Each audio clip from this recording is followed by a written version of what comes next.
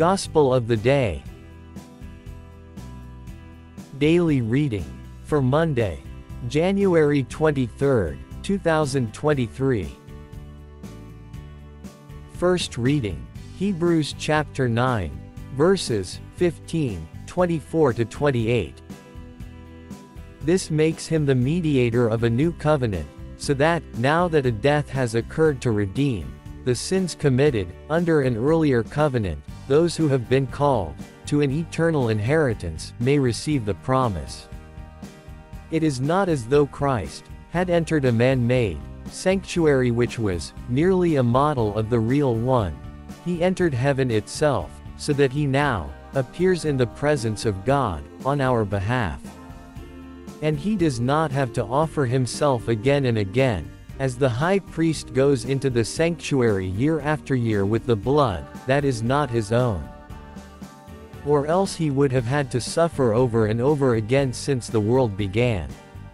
As it is, he has made his appearance once and for all, at the end of the last age, to do away with sin by sacrificing himself. Since human beings die only once, after which comes judgment. So Christ too, having offered himself only once to bear the sin of many, will manifest himself a second time, sin being no more, to those who are waiting for him, to bring them salvation. Responsorial Psalm. Psalms chapter 98, verses 1, 2-3, 3-4, 5-6. Psalm. Sing a new song to Jesus, for he has performed wonders, his saving power is in his right hand and his holy arm.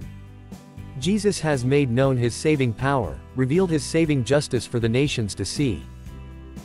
Mindful of his faithful love and his constancy to the house of Israel. The whole wide world has seen the saving power of our God. Acclaim Jesus, all the earth, burst into shouts of joy. Play to Jesus on the harp, to the sound of instruments. To the sound of trumpet and horn, acclaim the presence of the King. Gospel. Mark chapter 3, verses 22-30. The scribes who had come down from Jerusalem were saying, Beelzebul is in him, and it is through the prince of devils that he drives devils out. So he called them to him, and spoke to them in parables. How can Satan drive out Satan? If a kingdom is divided against itself, that kingdom cannot last.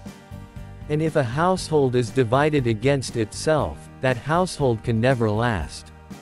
Now if Satan has rebelled against himself and is divided, he cannot last either, it is the end of him.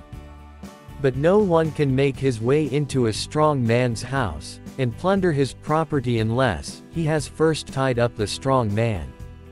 Only then can he plunder his house. In truth I tell you, all human sins will be forgiven, and all the blasphemies ever uttered. But anyone who blasphemes against the Holy Spirit will never be forgiven, but is guilty of an eternal sin. This was because they were saying, there is an unclean spirit in him. This is the words of the God